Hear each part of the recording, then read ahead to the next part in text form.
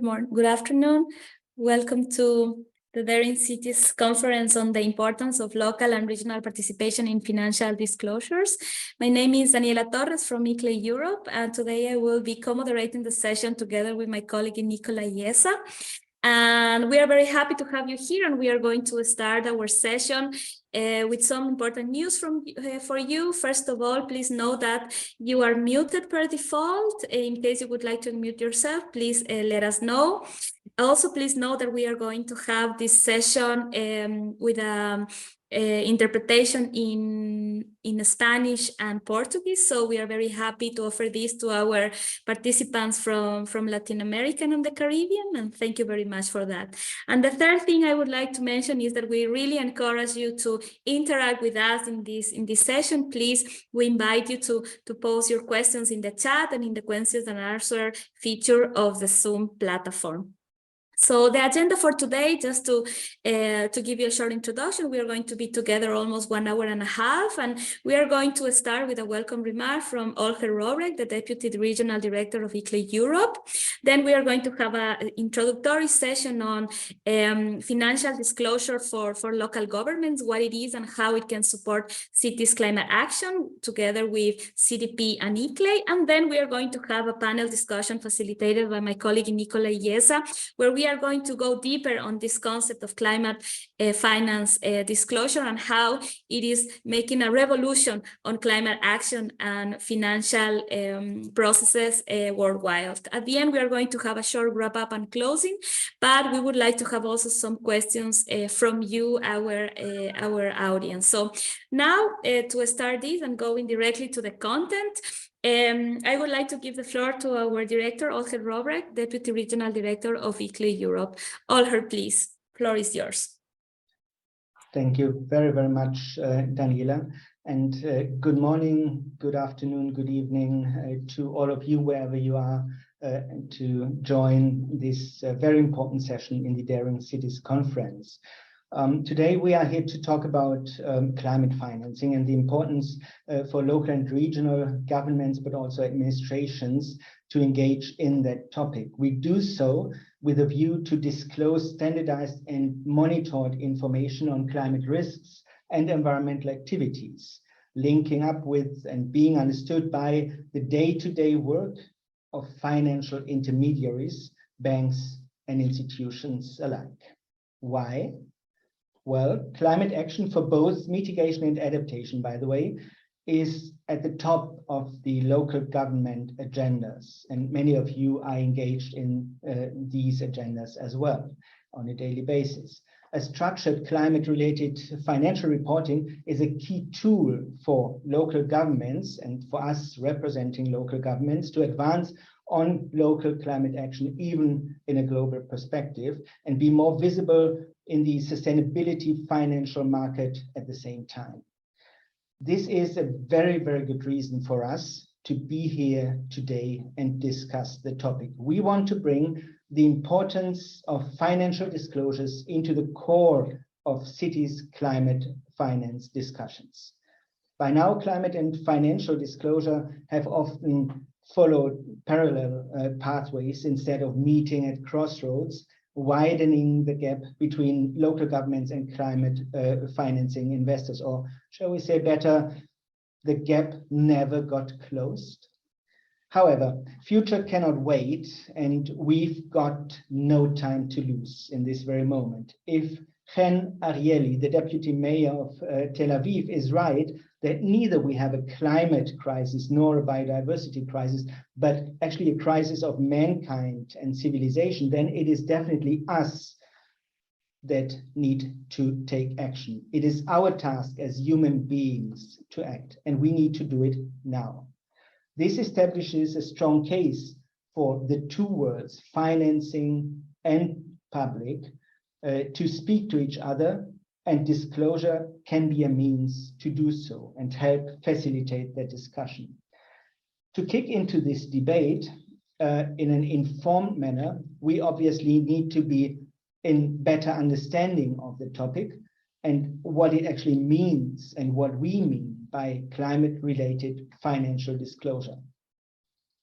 With my basic understanding, I'd suppose that financial disclosure is a process where you provide details of your income, assets, and liabilities, usually using a financial statement. Well, let's test on that suggestion. However, the spectrum of climate and financial disclosure is wide and not always easy to reconcile. There is a task force, actually the Task Force on Climate-Related Financial Disclosure, TCFD, which now got widened to nature as well, the TNFD, has moved a first important step in that direction and actually globally. This term, disclosure, is very well understood by the private and the financial sector. In my region, in Europe, we have put considerable efforts in the last few years to develop and nurture more sustainable market. And it was actually the European Union, led by the European Commission, that has put an EU taxonomy for sustainable financing on the table. Moreover, the European Commission has also followed the TCFD recommendations by publishing specific climate reporting guidelines for companies. And recently, just in April this year, they have also released the EU Sustainable Financial Disclosure Regulation, which is a new act, a new regulation that requires financial services, service providers and owners of financial products to assess and disclose environmental, social, and governance consideration publicly, well known as the ESG criteria. This will give another boost for financial market operators to provide more sustainable portfolios for their investors. Anyways, we cannot talk about climate disclosure if we don't understand all the work that is needed to prepare the input for this disclosure. In my organization, in ICLEI, we have been working for years now in helping cities to advance their climate strategies, accounting GHG emissions, planning mitigation action, but also providing the tools and methods to assess climate risks effectively. In this journey, we have partnered with many important organizations, but one that I would like to highlight, which is the Carbon Disclosure Project. And together with them, we are working to help cities to advance in climate action and financial disclosure. We will hear shortly how we are working collaboratively to help cities in advancing this journey with our CDP and ICLEI colleagues here and the track that we have established, but also with a correct understanding of linking climate action on a local level and effective financial schemes that could unlock new investment opportunities in these times that are changing.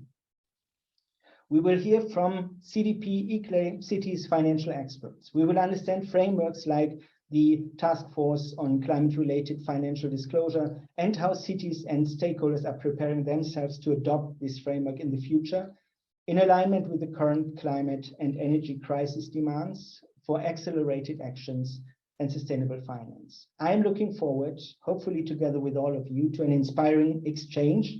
And I would like to thank all colleagues involved, but specifically, please excuse me to highlight those, my very colleagues in the ICLEI European Secretariat, Alice Daniela Torres, the facilitator, Nicola Yetza, and Nuha Eltinai, that very much were the core of the preparation of this event.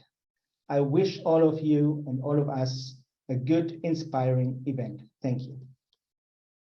Thank you very much, Olker, for situating us in the scene of financial disclosure and climate action. Thank you very much for this. I think that you have made a wonderful introduction, and now we are going to go deeper into the topic. I think that for some of us, this is a new topic. For others, is have more experience on this, but we are happy now to discuss on this. So the first approach that we are going to take on this discussion is how TCFD and climate financial disclosure for local governments is, and what is it, and how it can support city climate action. So for that, I would like to invite CDP, our ICLEI partner on this journey, to give us some insights on what CDP is doing on this behalf. But before going on it, I think that we are going to have an interactive exercise to understand this concept. We invite you to join Slido.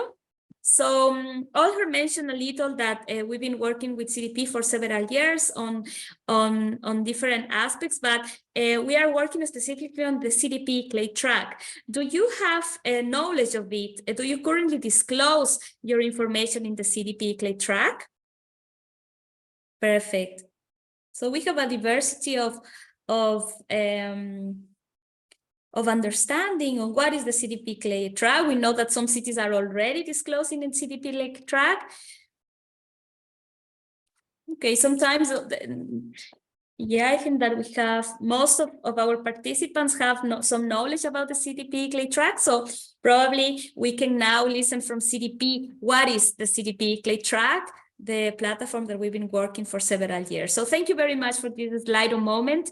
And we are going now to deep dive into content. Thank you very much. I would like to invite Alexandra Hill from CDP and Lucy Latham that are going to share with us the role of CDP in this process. Please, Alex, floor is yours, and Lucy too. Thank you so much, Daniela. Welcome. My name is Lucy, and I'm joined by my colleague Alex, who will introduce herself shortly.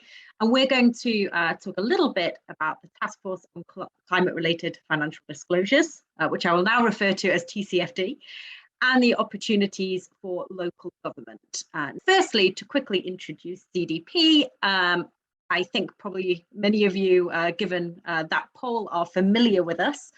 But we are a global nonprofit, and as Daniela said, long-term partners with ICLEI, and we have worked together to host the platform CDP-ICLEI Track, which is the world's leading environmental accountability mechanism for cities.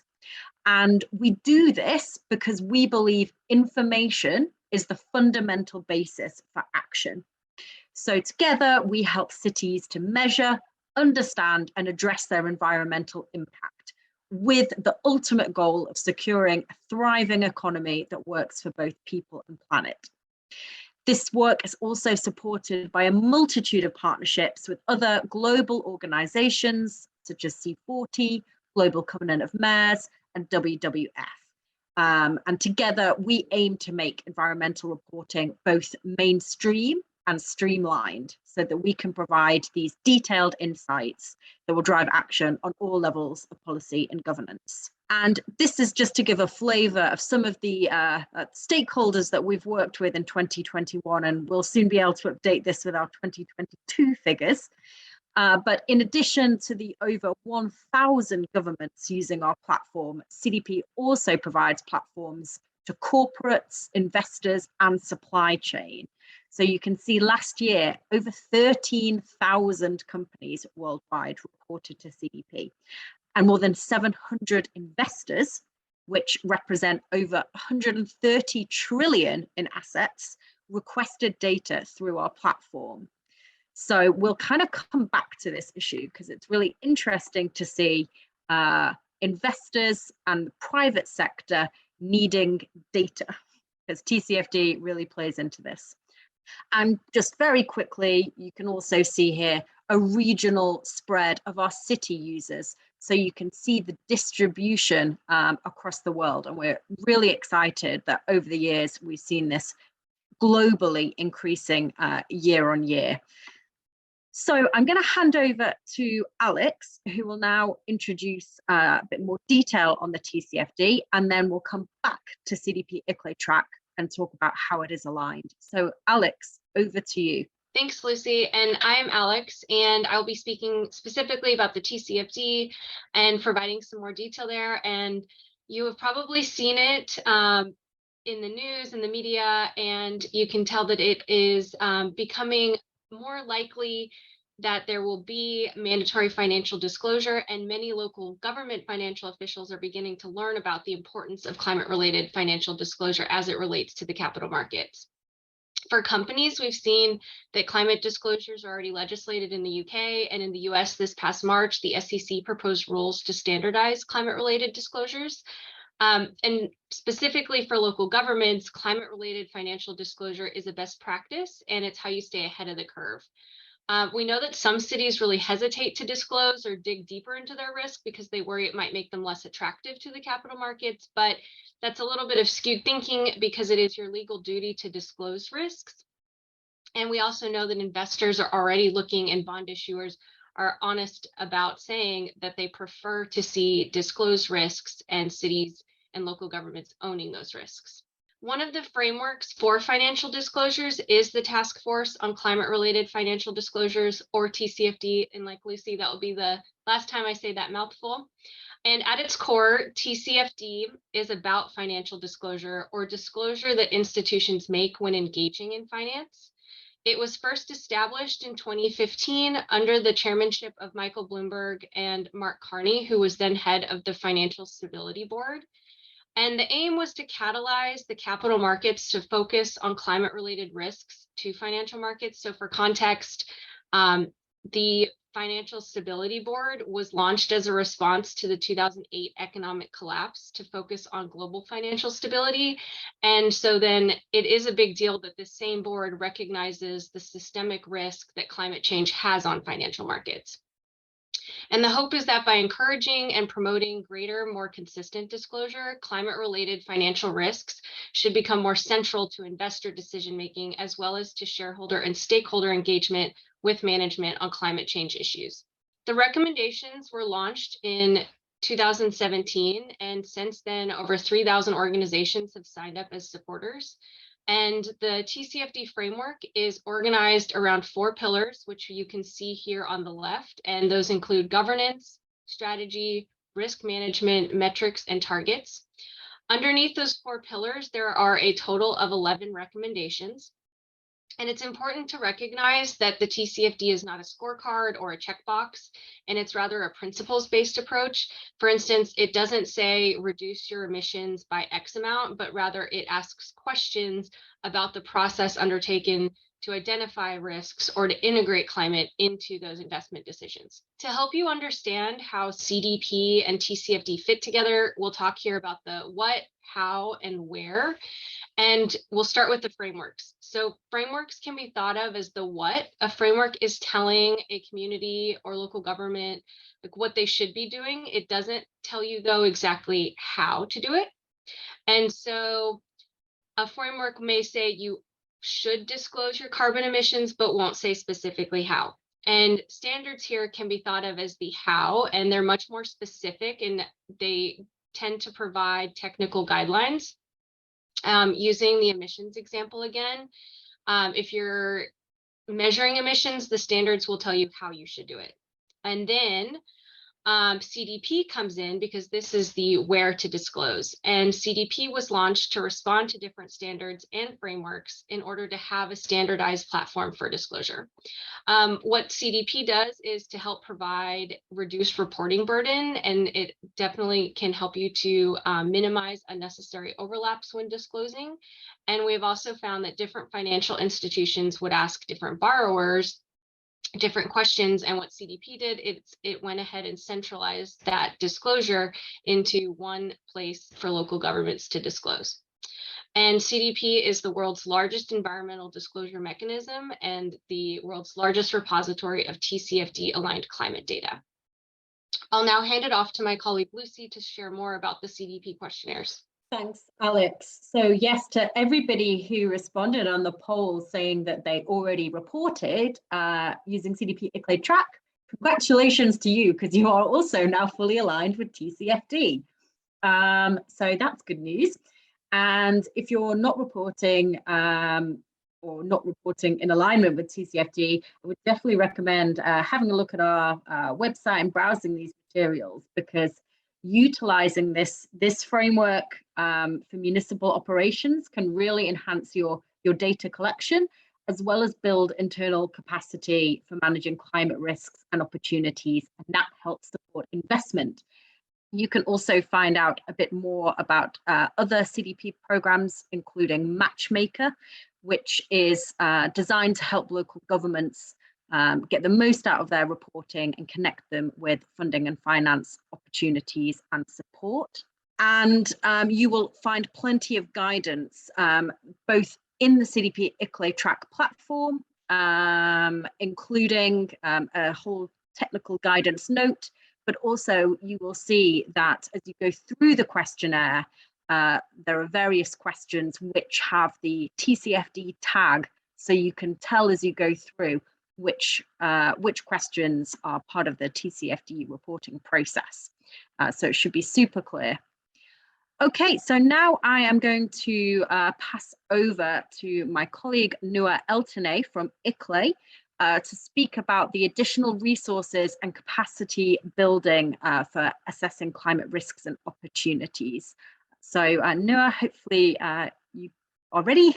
Great, over to you. Thank you. Thanks a lot, Lucy and Alex, for the wonderful presentation.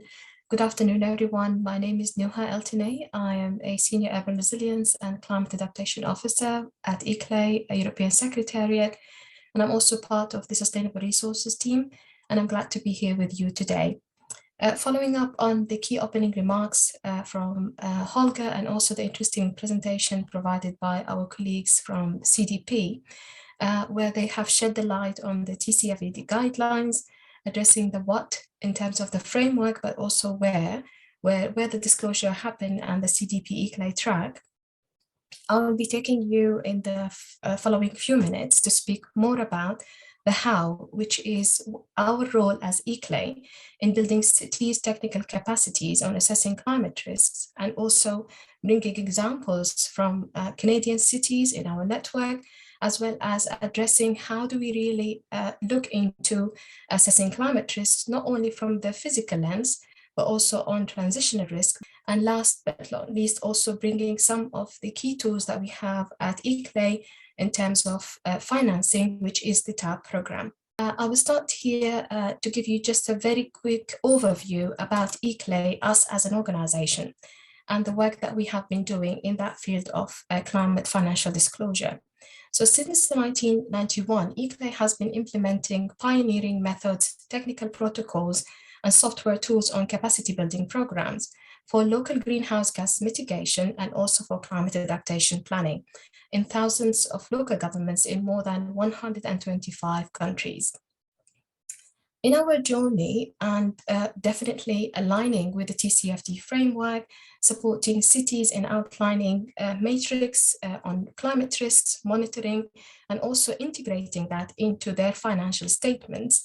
And most importantly, also coming up with more quantifiable indicators for how risk assessments can take place and how that can be also aligned with the city's management and budgetary decisions.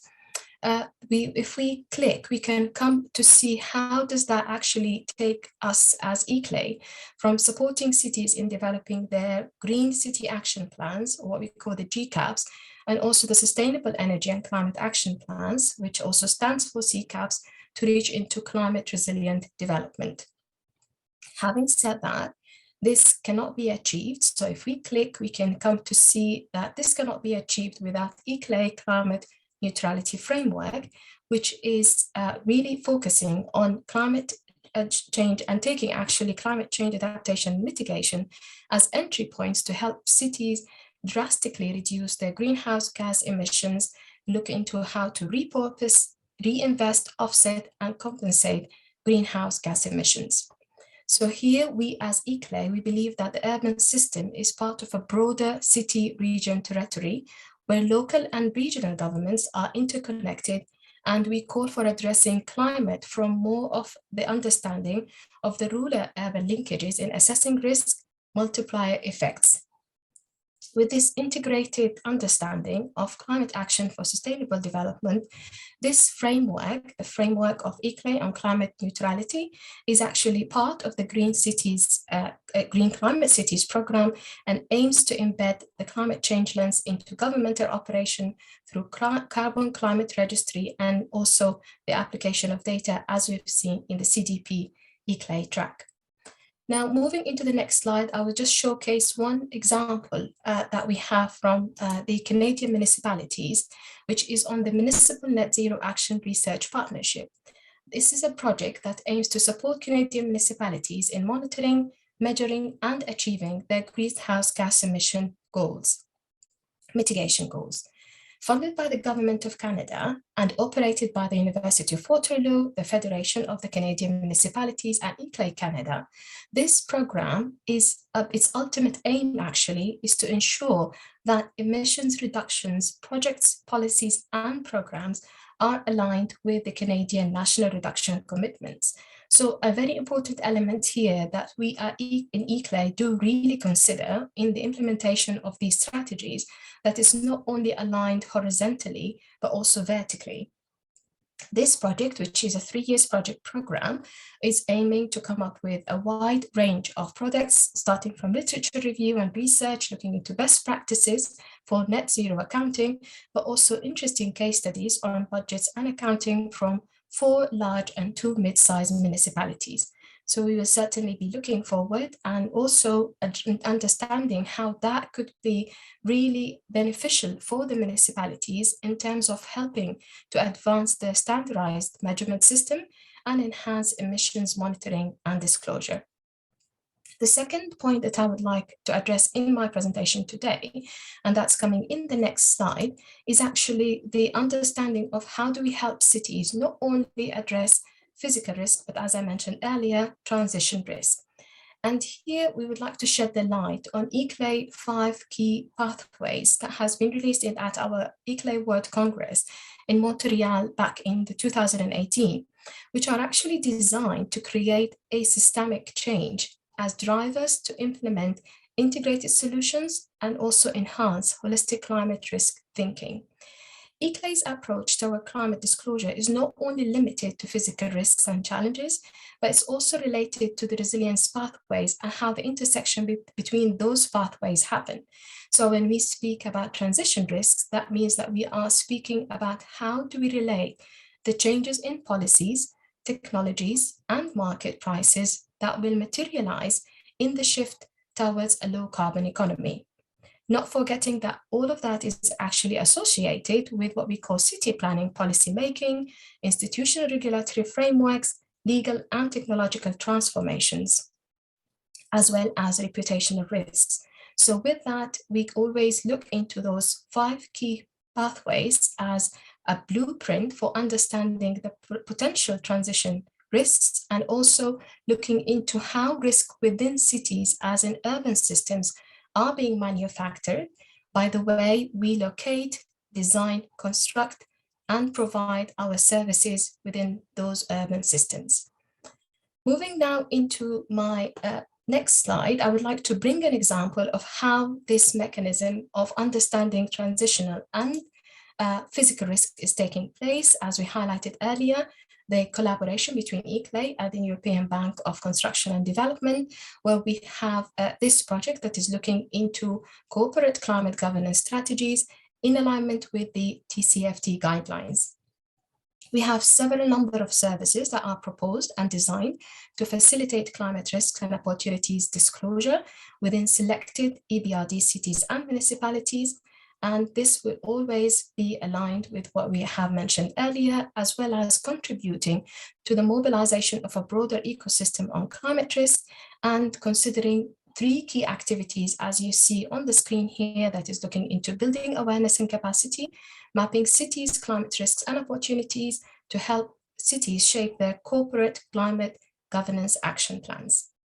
With that, I would like to move into the last part of my presentation, where I will be speaking more about the climate financing and the tool that we have at ICLEI, where we envision that shift from frameworks to implementation. And here comes the Transformative Actions Program, which stands for the TAP, which is designed to help cities transform local infrastructure concepts into mature, robust and bankable projects ready for financing and implementation. Aimed at enabling access to finance, accelerating net zero and climate resilient development while supporting national ambitions, there are currently around 70 projects in the pipeline with an investment potential of more than 105 billion euros. Here, ICLEI's project preparation facility, its role is actually focused on tailoring services to guide project development and achieve the maturity for those projects to be finance ready. In my last slide, it showcases the different stages or the steps that the cities do go through when it comes into the development of those projects that are provided through the TAP program. And I would like here to conclude by highlighting that the actual tab for the 2022 call for applications is now open until the 15th of December, with no restrictions regarding the geographical element or the scale of the projects that are being proposed, as we aim to help local governments to refine their plans and mature advanced projects at the same time. Well, here I will lastly say we all encourage both adaptation and mitigation integrated approaches, and we would like to end up by thank you, and we are open for any questions that you might have. As you see, for our team are listed here from both the European Secretariat and ICLEI Board Secretariat. Thank you all. Thank you. Thank you very much, Nuha, for this comprehensive. And thank you also to Alex and Lucy for introducing us to this topic of TCFD and climate disclosure. But one of the most important things is that we have to understand that before disclosure, we need to work a lot. And that is the work that cities have to bring forward in order to advance in their climate journey. So now we are going to launch a new Slido poll, so we can situate us now in the process before going to our next part of the session. So the question is, what type of climate financial disclosure is in place in your administration? So for the cities and organizations that are here, are you familiar with these issues? You have heard now about TCFD and our CDP-ICLEI Track. So what type of climate-related financial disclosure is in place in your administration? None of the above, okay. Yeah, we know that some cities already report in the CDP-ICLEI Track. And this is an emerging topic. I think that this is something that this poll shows us, that TCFD and financial disclosure is a process that is emerging depending on the region of the world, depending on the countries. This process is emerging, and we are happy here in this session to share with you the latest information about TCFD and financial disclosure on a city level. So we have a diversity of situations. We're talking about financial disclosure. So thank you very much for participating. So now we are going to start the second part of our discussion today. And for that, I would like to give the floor to my colleague, Nicola Iesa. Nicola, please. Nicola is part of the ICLEI Sustainable Resources, Climate and Resilience team. Nicola is one of our finance and business expert in ICLEI. So Nicola, floor is yours to moderate this panel. Thank you very much. Thank you, Alice, Daniela, and hello to everyone. And thank you also to Alex, Lucy, and Noah for the nice presentation that we just had to frame a bit the discussion that we're going to have now for the next 45 minutes to 50 minutes or so. So as mentioned by Alice, Daniela, and as we also have seen in the polls that we have just launched, not all of us are familiar with what TCFD is, but a lot of stakeholders and a lot of cities are already working and implementing action on the ground related to that. Also, as a reminder for what also Lucy and Alex already explained, if you are a city and you are reporting in the CDP-ICLEI Track, you are actually already reporting in a TCFD-aligned framework. So, as mentioned, we will go a bit more into the detail of what cities and stakeholders are doing on the ground. I will not do it alone. As you can see here, there's a lineup of speakers, and I will just call them one by one and introducing them and let them introduce a bit what they're doing as work on the ground. Before that, just a very quick reminder to our audience and our attendees. First of all, to let them to remember that this session is being interpreted in Portuguese and Spanish if you would like to change the channel to those languages, and then that we will have a Q&A moment at the end of the panel discussion. So do feel free to add any questions or comment that you may have in the chat, and then we'll get back to them later on.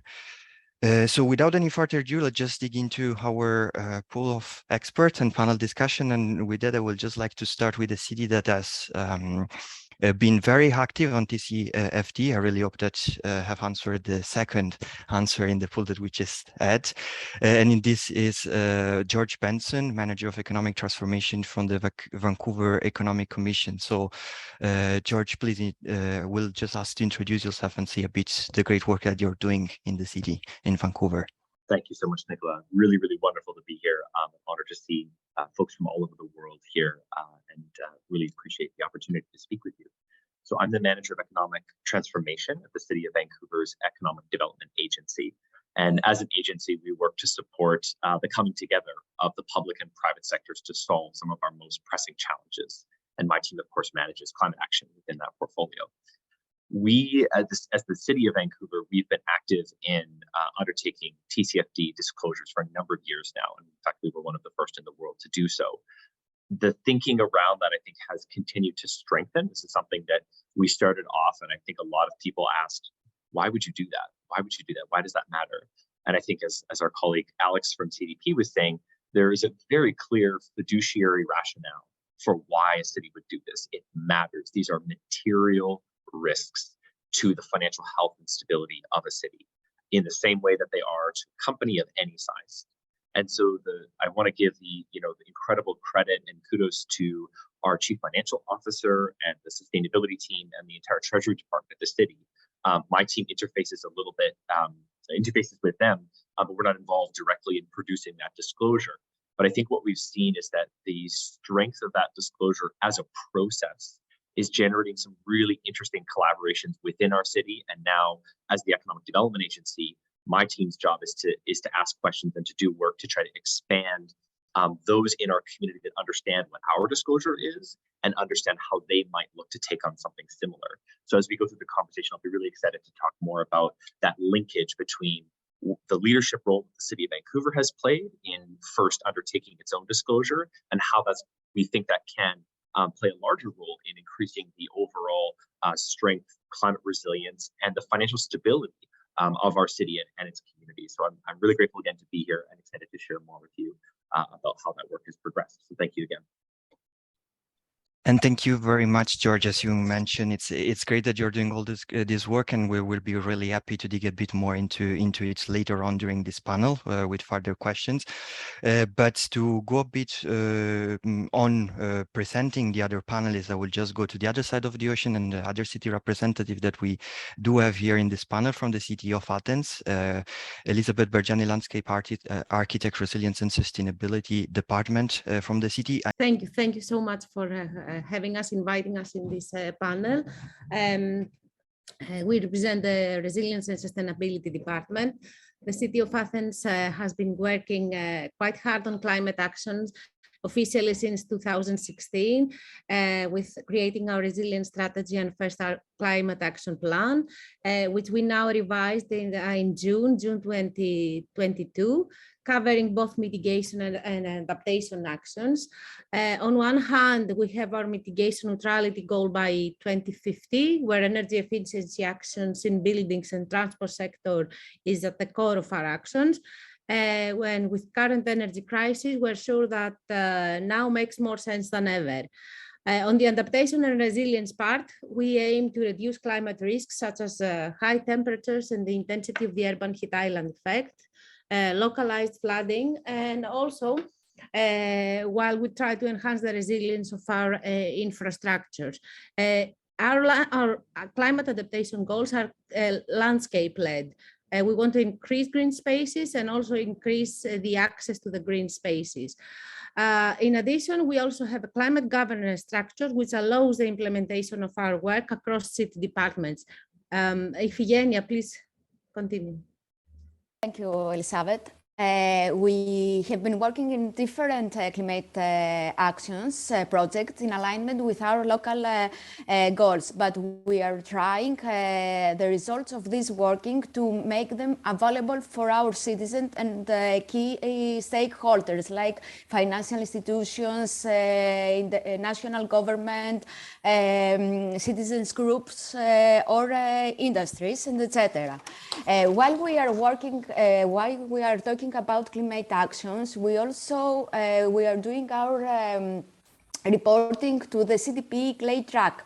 Greenhouse gas emissions that take place from activities within the municipality of Athens are recorded and analyzed in annual basis by the municipality since 2014. Until today. For a matter of fact, for this reason, we are in CDP-ICLEI Track cities list for 4 years in a row. The reduction that has achieved until today from 2014 is about 21%, and this shows the hard work that made from the local and municipality and national level. This is a work that reflects our hard work on setting up a strategy, accounting very well our emissions and of course assessing our climate risk. We have a long experience in assessing physical risk, and our plan is comprehensive in assessing risk like flood or heat waves. We also have already got finance in to implement specific adaptation measures in our city. A large project that is already planned is for Lykavitos Hill that with technical assistance from the European Investment Bank using natural-based solutions and through the natural capital financing facilities, we'll try to renovate and retrofit it. Takis, you can continue. Thank you, Figenia. Now that we have a plan, and with the current energy and climate crisis, we really need to accelerate action and assess our climate risks. We have seen that we need to go further on this together with different departments like climate, infrastructure, finance, and more else. We also need to disclose further these risks to better obtain political support and the right financial scheme to tackle them. The timing is very good, as the European and international framework is more than ever ready to support, protect, and finance on a large-scale initiatives to tackle climate change. For the implementation of the specific plan and actions, a mixture of available resources is already and will be put to use, like national and European resources, Green Fund, European programs, financing from the region of Attica, development programs of ministries, development financial tools, and private-public partnerships and sponsorships. We also know that to bring new sources of finance to our infrastructure projects, we need to better assess the risks and turn them into financial figures to justify the urgency of acting. For this, we count on our internal expertise, but also we would like to hear from other cities or regions on how to do it better. We also count on the support from expert partners like ICLEI to advance in this journey. We are very happy to discuss this issue here. Thank you. And thank you very much, Elizabeth, Evgeny, and Takis, for having talked us through a bit the action that they've been doing in the city of Athens, and how actual financial disclosure can support implementation at the local level, which is what actually we're looking forward to. And talking about this and talking about our financing for implementation, it's crucial and very important, especially in very difficult situation and war situation as it is happening now in Ukraine. I would just like to give the floor to our third panelist of today, Alexander Shushenko, team leader of the Energy and Environmental Portfolio at UNDP Ukraine. So, Alexander, the floor is yours. Yeah, thank you. Thank you, Nicole, for inviting me and giving the floor. I would like to maybe give another angle and like the way of thinking about the importance of the non-financial disclosures and especially climate-related aspects, because currently the country is in the war, and the cities there, they are affected the most by the with the related activities. So we're trying to, where we will be supporting the cities on the way to recovery and restoration of the residential buildings, of the infrastructure. So the cities right now, they are already understanding that the demand and the amount of resources will be huge, which inevitably leads them to the financial market, and the financial market gives them already like clear understanding of what they are expecting, what they are ready to finance and support on the long term, because the restoration and recovery will be a long-term task for all of us. And actually the bankers and financial institutions from the Europe, they are the biggest providers of this assistance as for now, not only for Ukraine. I mean, the EIB is the biggest creditor worldwide, so, and the biggest portfolio is actually managed by this institution among all the international development institutions, financial institutions. That's why all these prescriptions and requirements on the financial market in Europe, they all should be, taken into account, and all this information that is required should be disclosed. So that's why we were trying to not only propose the solutions, like for example, nature-based solutions, which will be important, and restoration of the residential buildings and critical infrastructure should be also considered and incorporated such solutions, because as you know, for example, in such cities like Mariupol, the people they were dying just because of the lack of the water. And actually, one of the solutions, like collecting the rainwater, could solve and save lives in the future, not only adapt to the climate change, but also contribute to the broader benefits. And actually, this means for the cities, they have to understand, and they're understanding the importance of, first of all, collecting information on the environmental, social, and governance aspects like ESG, and disclose this information like a baseline, and also like a result of the activities of the project or of the related projects. So and especially after the European Urban Resilience Forum earlier this year in Athens, we had discussion with ICLEI, with UNDRA, with other institutions, that the most important challenge right now is to improve capacities, to develop capacities of this on the city level, to facilitate understanding of what does it mean ESG, how this information should be reported and shared with the financial market to get this financing to support restoration of the cities, to do this like based on the principles building back better, even going beyond and using the principles of building forward better. So I'm looking forward to discussion, and thank you for that.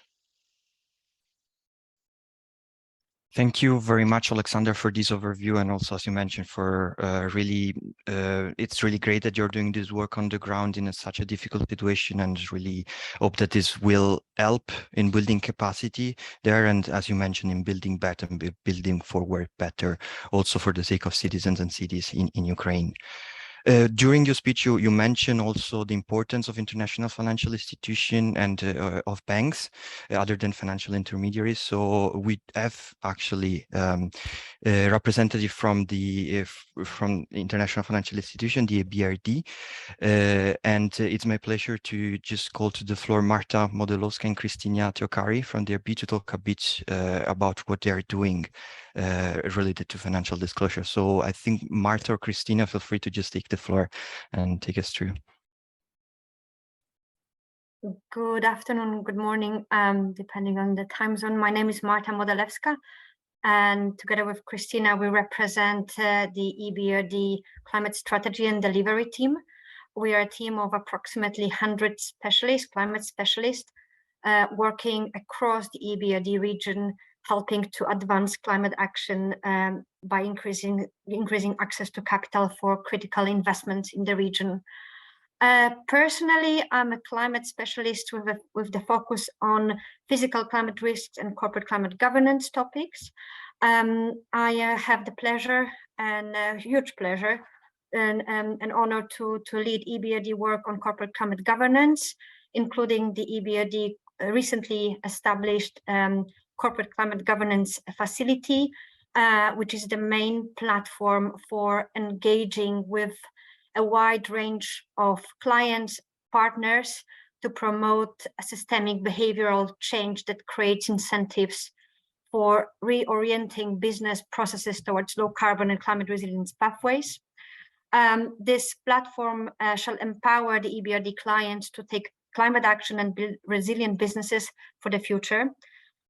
We have, as part of this platform in recent months, created a number of new partnerships, including with BDO, ICLEI, and CDP.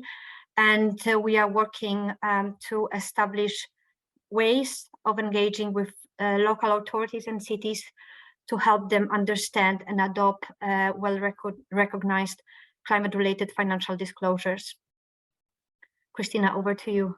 So in addition to being in Marta's team, the climate strategy and delivery team, I'm also part of the Green Cities team. And I'll talk more about EBRD's Green Cities flagship program in a moment through the questions, and we'll let you know more about that. The program aims to support municipal infrastructure projects and cities develop green city climate action plans. In addition to this, I've been working with Marta and other colleagues on the Climate Corporate Governance Hub, where cities is an important pillar and climate of this work. Again, we'll talk more about this during the session. And in the context of EBRD's countries of operations specifically, governance, climate governance and disclosure is specifically important for cities to start understanding their climate risks and mitigating them. And the final step will be disclosing, whether it's through CDP or other platforms that cities would want to choose. So that's basically it, and looking forward to the session. Thank you. And thank you very much, Christina, for your intervention. There is one last stakeholder, let's say, to this, to the big, let's say, partnership or landscape on climate-related financial disclosure, which of course are financial intermediary, and they do play a very important role when it comes to making the link between disclosing and financing, actually. So it's my pleasure to go to the call to the floor to introduce yourself and talk a bit about what's the importance of TCFD in ESG research for Lisa Habram, Director of Fixed Income ESG Research at Brown Advisory, Madison, USA. So Lisa, the floor is yours.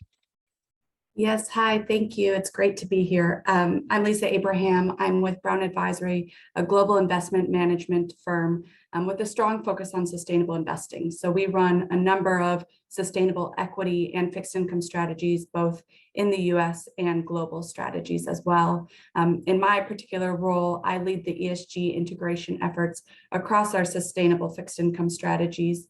And that includes corporate bonds, but it also includes sovereigns and sub-sovereigns, so local and municipal government bonds, as well as supranationals like the EBRD. So we're able to kind of invest across the spectrum, which climate change, it requires a concerted effort among various stakeholders, the private sector and the public sector. So that's one of the things that I love most about my job.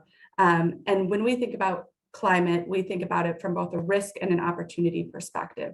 So we're thinking about risks that could lead to operational disruptions, unforeseen expenditures, or lost revenues. So really looking at the financial implications and how that could lead to increased risk in our investment portfolios. And then on the opportunity side is really where we're looking at how companies as well as governments are proactively positioning themselves to mitigate and adapt to the impacts of climate change. In terms of the data we use, the TCFD reporting has always been very helpful for us in the corporate space. And a couple of years ago, we started working more closely with CDP as they sought to kind of build out their questionnaires to be more friendly towards the state and local governments and focus on those factors that are most material to investors. So I'm very happy to be here to discuss today, and I'll pass it back to you. Thank you very much, Lisa. Ned. It's always very interesting to know a bit more of the work financial intermediaries are doing now. Of course, this relates also to the work that is being done in the public sector, not only in the private sector. I know that this, of course, majority of your work is with private companies, but there is definitely a market also when it comes to the public sector. So with this, we have actually closed the round of introduction. I know that Christina should have joined again, so I will give her the floor in a moment.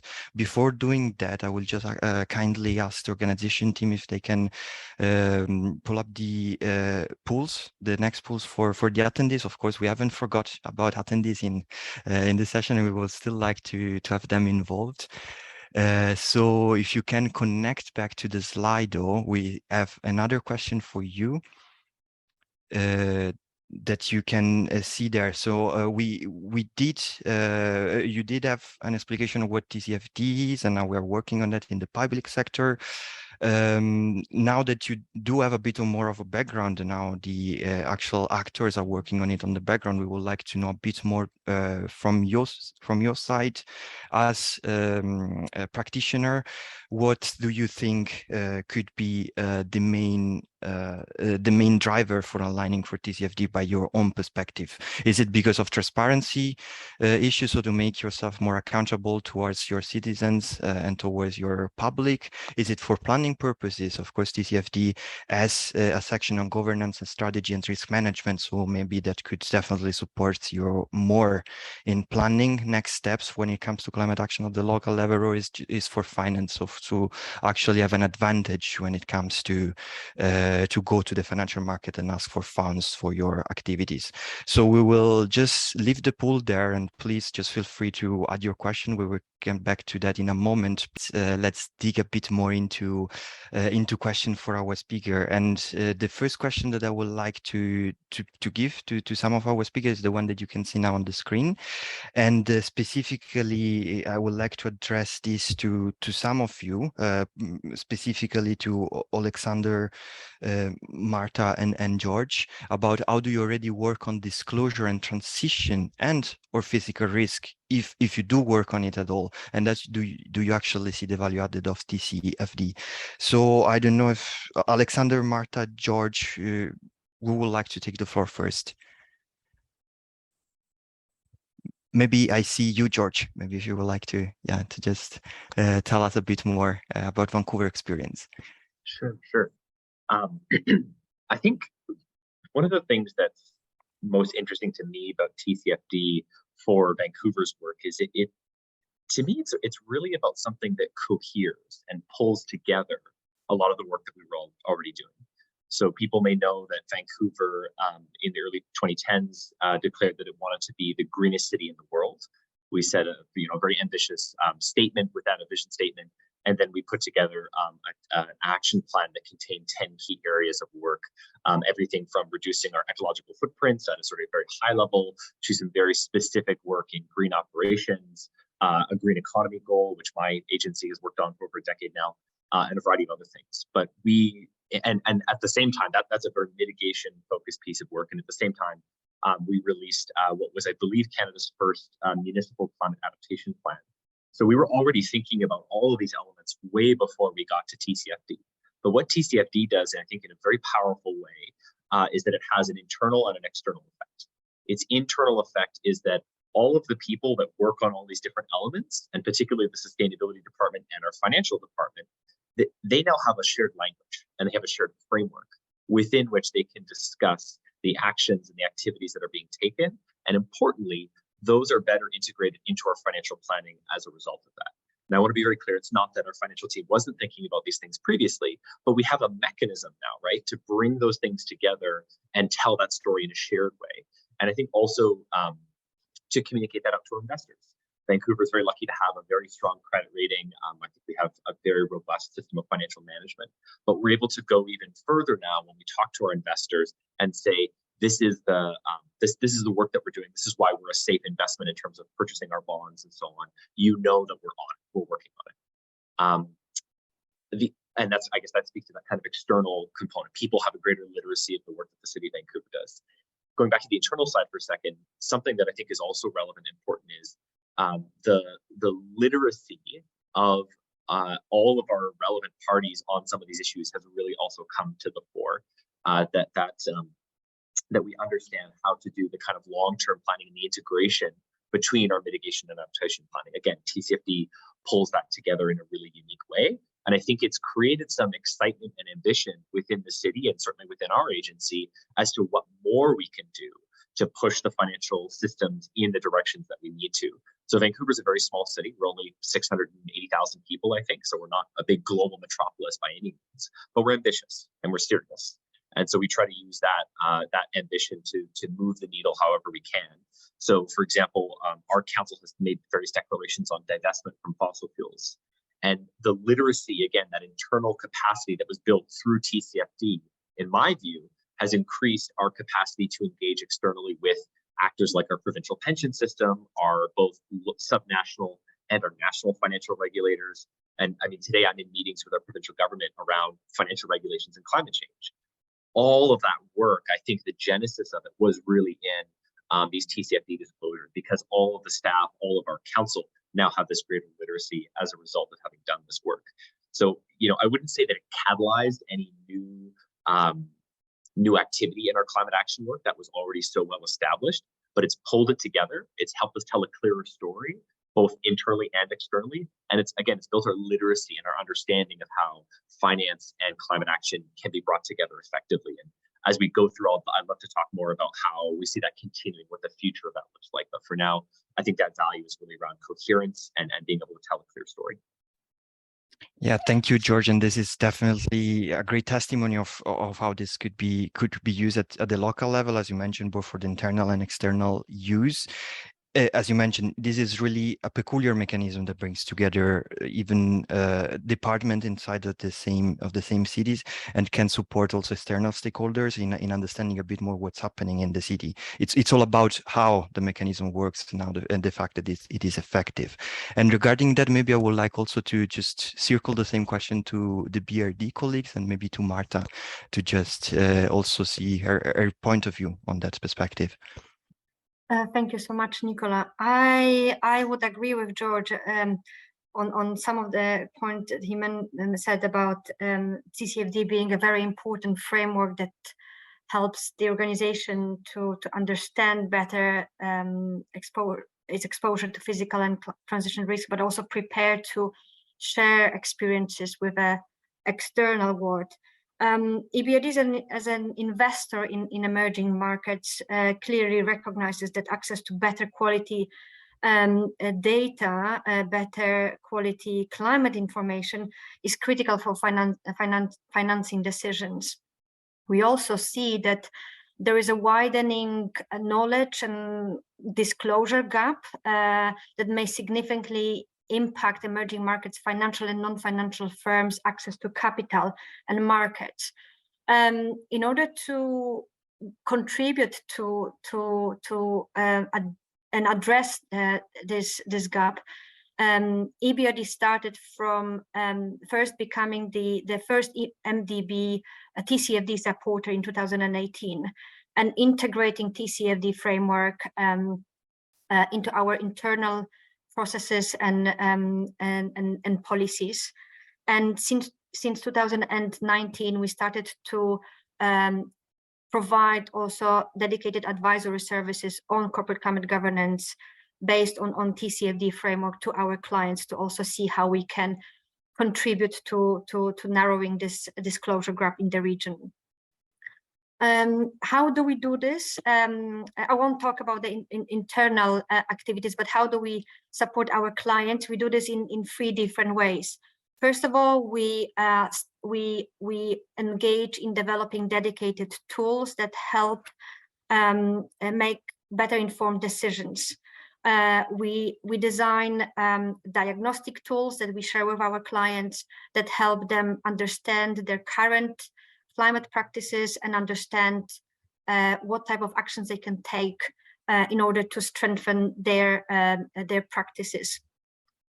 We also work on dedicated capacity building and awareness raising events for our clients, but also for regulators, central banks, and other stakeholders like business associations to help them understand the concept and help them understand the TCFD as well. And finally, we provide to our clients bespoke advisory services focused on the pillars of TCFD. These services are, of course, tailored to specific client needs and primarily focus on either understanding how the organization adopts and disclose against the TCFD of other recognized frameworks, or around climate risk management processes and data. We said this is these are the two big groups of activities that we currently provide to our clients.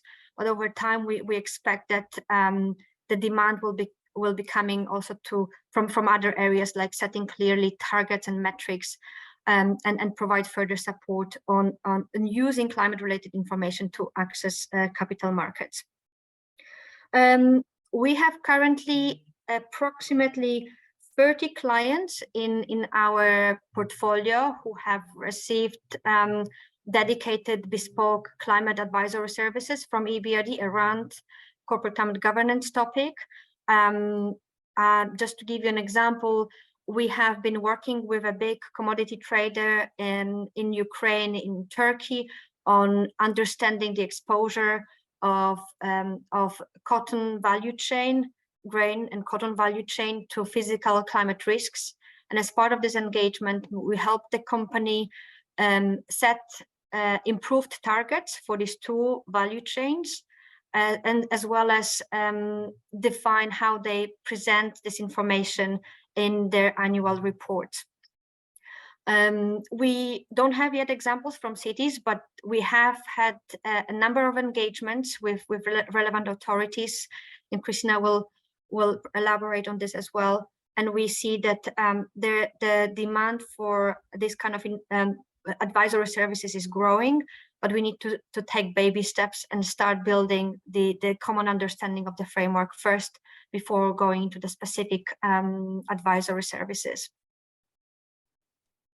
Yeah, thank you, Marta, for this overview. That's really helpful, and I think that's very helpful, especially for cities in Europe and especially in Eastern Europe, where you are working more. I believe EBRD is actually the first bank and the first international institution that's doing such a work in the European region, and that's really much appreciated. And looking forward to results in cities. I wanted to touch base with Alexander on this as well for his perspective in Ukraine. Unfortunately, he has some connection issues, so we'll have to skip for the moment. But I wanted to ask this question as well to Lisa Habram from my perspective, and in particular, I wanted to know from her perspective what she thinks specifically about the importance of transition risks in TCFD. So Lisa, if you could just elaborate a bit on that. Yes, I think what George said about telling a cohesive story is exactly what investors are looking for. We understand that every government, every entity is exposed to different types of climate risk. Sometimes it's physical climate risk given their geography. And then we're looking at the infrastructure expenditures there, the migratory pressures that could impact the tax base. But on the transition risk side, that's where we're looking at economic dependence on fossil fuels or highly fossil fuel intensive industries. We also see, right now in Europe, there's a balance between energy security and energy transition. So our goal as investors is not to set unrealistic expectations, but it is to understand what that process is for prioritizing climate action in those areas. So it's outlining what are the key risks, just level setting there. How are you allocating resources to address those risks? What are the timelines? What are the KPIs or goals that you have set, and what's the progress towards those goals?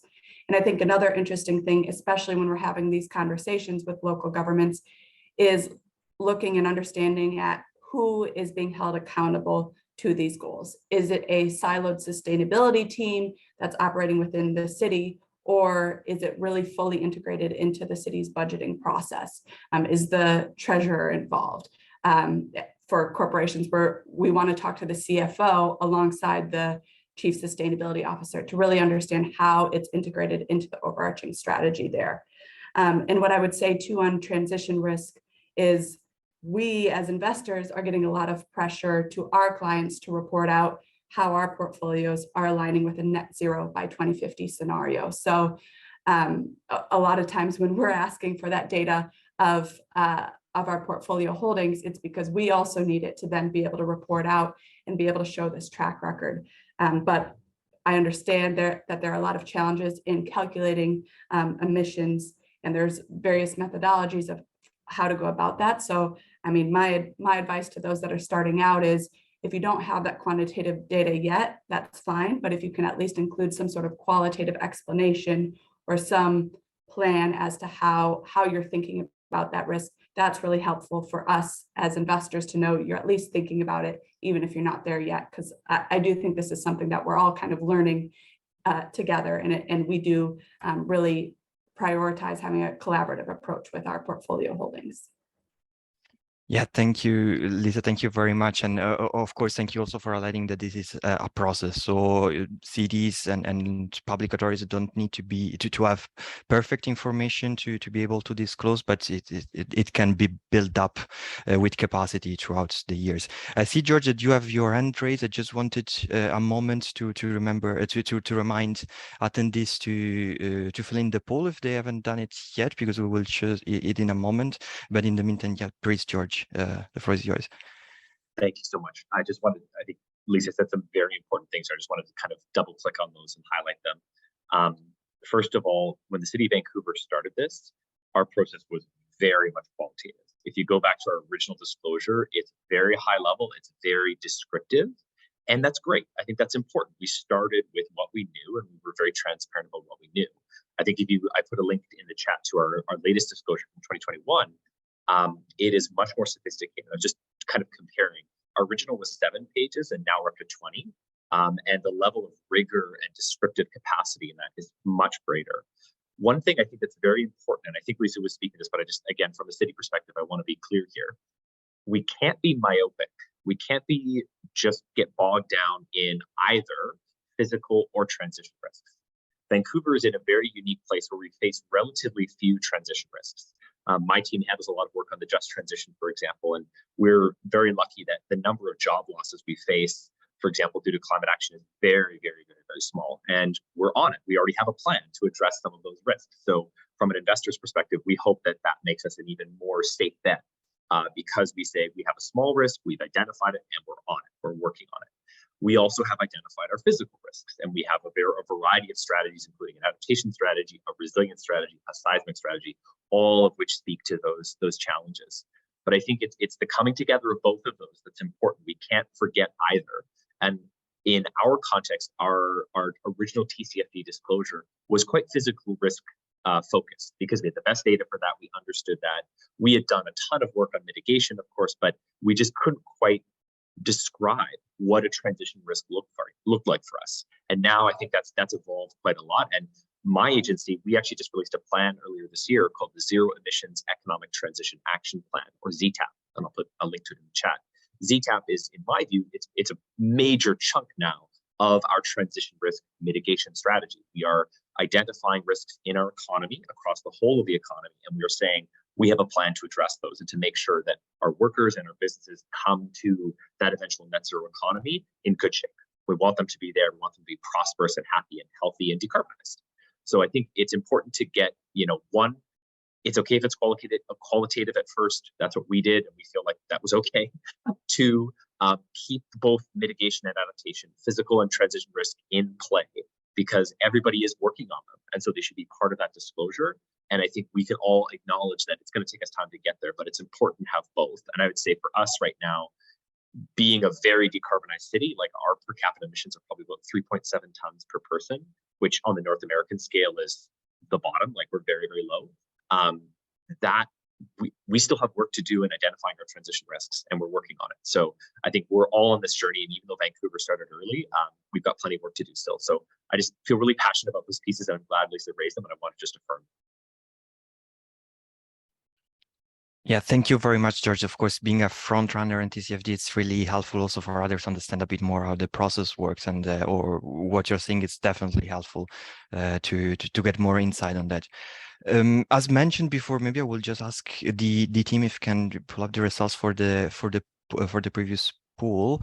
On the screen, finance is definitely the most important item that's come up to the mind of cities when talking about climate-related financial disclosure, and it's very and these results show how there's thirstiness for finance by cities and to implement climate action. And of course, the other 2 points, which are definitely not low in the list here in terms of percentages, are still planning and transparency, because those still are very important elements when it comes to disclosing and data.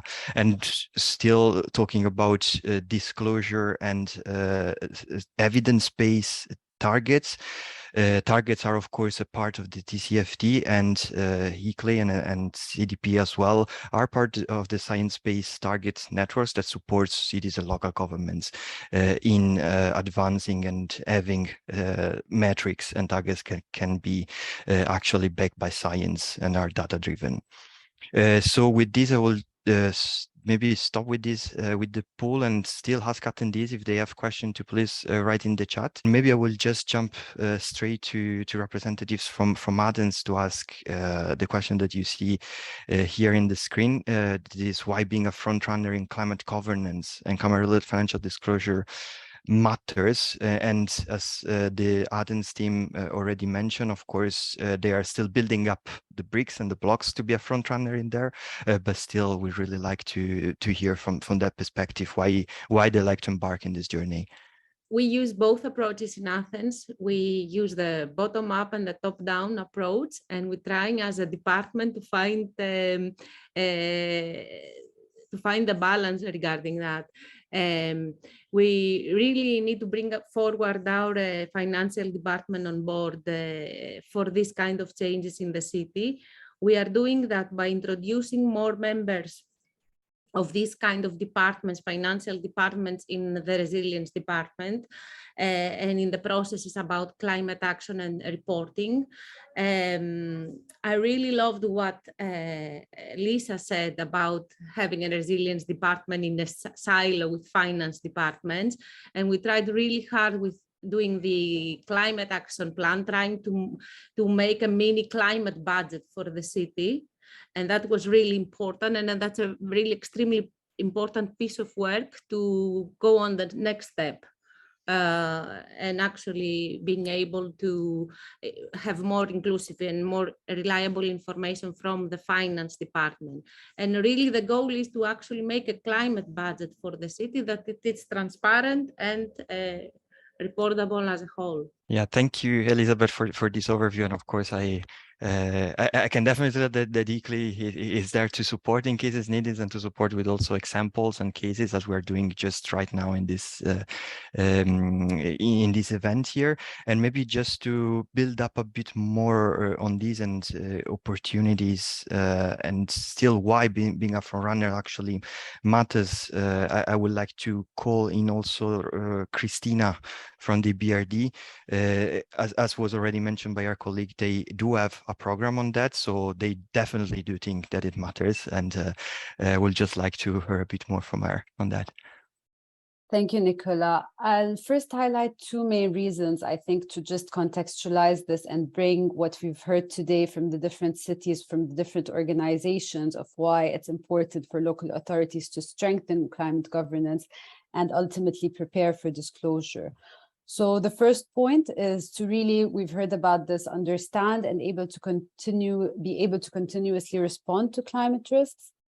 And this is important as a crucial housekeeping for the cities and local authorities to be up to speed with what they have, and also keep responding and mitigating, but also the decision making. So linking financial implications with their budgets regularly and keep updating that. The second point, as we heard again, it's transparency. It's not about being legislated, but it's also about showing financial institutions that cities and local authorities are proactively responding to climate risks. And ultimately, and hopefully, this will help with access to capital in the long run. And as other panelists mentioned, it's about cities owning their risks, and even if this is not legislated yet, as I said. Very quickly, how is EBRD supporting this? I've touched upon the EBRD Green Cities program, which is the flagship program started in 2016. This is a sustainable municipal infrastructure program of 5 billion euros that supports cities prioritize their infrastructure investments. And when the pandemic hit, we've realized that more cities were subject to more vulnerabilities, strains on budgets, and based on that, we updated the methodology of the program with the help of ICLEI to focus more on risks and vulnerabilities of cities, and this is being rooted in the baseline analysis, and the action plan is being based on that. Further to the Green Cities program, the climate corporate governance, as Marta discussed, is another way and kind of a follow-on of how EBRD can support capacity building at the city level in terms of understanding climate risks and mitigating them. And as we heard from the city of Vancouver, it's about cities having the appetite to bring together all these actions that they're doing and having the understanding that it's really a process, with the first steps being understanding and responding rather than having the full-fledged TCFD metrics fully aligned. And we would like to start supporting cities. Again, as Marta said, we are exploring this with several cities within the Green Cities program, and hopefully we can start supporting cities on this path. Thank you, Nicola. Yeah, thank you very much, Christina, for this overview, and also to the other panelists for all their intervention. With this, I will just ask another time the organizing team to pull up the last poll that we have for today, the work cloud. And in the meantime, while we do this, I will just ask panelists if they do have any final points or remarks that or highlights that they would like to say, to think about it, and I will just give you the floor in a moment. But in the meantime, as mentioned, for all attendees, if you can just please go back to the Slido one last time, and we will just like to know a bit more from your side. How will you make use of the content of this session, so climate-related financial disclosure, in the future, and if you're planning to use it for the future? We already had said previously that you're mostly probably interested in financing rather than transparency or city planning, but if you can just further elaborate on that. And with that, as mentioned, I'm just looking at my at the panelists here. I don't know if any of you would like to take the floor for any last point of highlights from your side. If not, I will maybe just ask myself directly. We have seen of course, financial institutions, supporting stakeholders, and cities themselves. So maybe looking at cities, and here I'm looking at George and Elizabeth, if you will have any very snapshots, last words on the financial disclosure and what you see as next steps from your side on that. So maybe first George and then Elizabeth. Sure, thank you, Nicola. Very quickly, I would just say two things. One, if TCFD is the first thing that you're going to do with relation to climate and finance, please don't let it be the last. There's so much potential out there to bring your private sector in, to facilitate climate solutions being deployed locally, to push your financial regulators, as we are working to do, to adopt a more climate-aligned financial system. There's a lot there. I think the second thing I would say, and this is something the Commission directly works on, is there are a lot of opportunities to leverage, we think, TCFD disclosures in work to support broader climate action in the community. And the example I often like to use is we're exploring right now, we haven't decided yet if we can do this, but we're exploring right now if the City of Vancouver's TCFD disclosures could become a kind of template for our small and medium businesses in the city to use as part of their disclosures. because a very small company that's not publicly listed on a stock exchange, they might not have to, in most cases, disclose, right? They're not going to face a regulatory requirement. However, they probably sell to us. They probably sell to larger, bigger companies, which, our colleagues, Lisa may be working with to do this kind of work. And chances are they're going to ask. And so we think there's a financial and economic resilience rationale to share the knowledge that we learn through our disclosures with the broader business community and encourage them to really take their physical and their transition risks seriously. And that, as I've said a few times, is also pushing us to engage with our financial regulators more. The last thing I'll say is your economic development department or agency should be part of these conversations. We've been really privileged for 10 years now at the Commission to do a lot of work in the green economy, and there's so much more we'd love to do, we wish we could do, but we really encourage our peer cities, for example, through C40, get your economic development department involved, not just your finance department, because together, sustainability, finance, economic development, there's so much that can be done. So try to bring all those folks to the table and you'll be surprised with what can happen. Thank you so much again. It's such a pleasure to be here. Thank you, George. And Elizabeth, would you like to add something to that? Just a very quick note. Two things. One is the building capacity for cities regarding first climate and carbon disclosure in general, and then of course upscaling up to this new concept of TCFD. And then the main challenge is to be able to work with our financial team to assess the risks effectively and then turn this information into actionable financial numbers. We have the technical climate expertise, but we need to guarantee that the actions taken are correctly budgeted and correctly presented to financial institution, local, European, and international, and also approved by our council. So it's a big process that it needs to grow much bigger in city scale.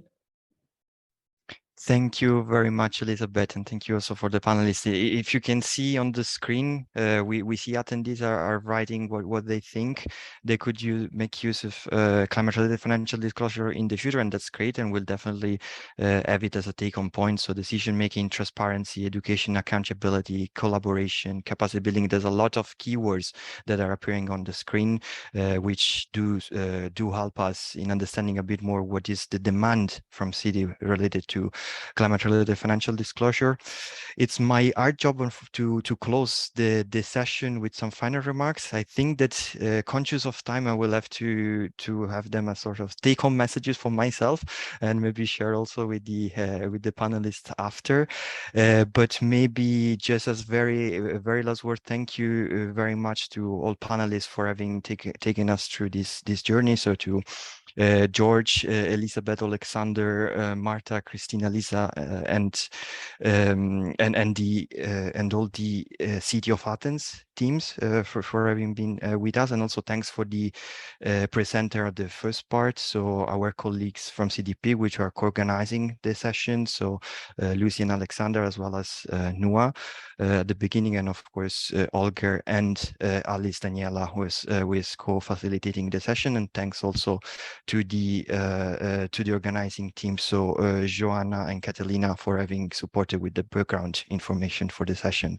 So just a last thing, if all of you can just take a moment to fill in the Daring Cities survey that our colleagues are just putting in the chat. And then, of course, as mentioned, this session was supposed to be just a beginning of a journey for cities towards climate-related financial disclosure, TCFD, that we would like to support together with our colleagues from CDP, and we would like, of course, to still work with all of you as stakeholders in this journey. So thank you very much, and wish you a nice day or evening wherever you are in the world. Thank you.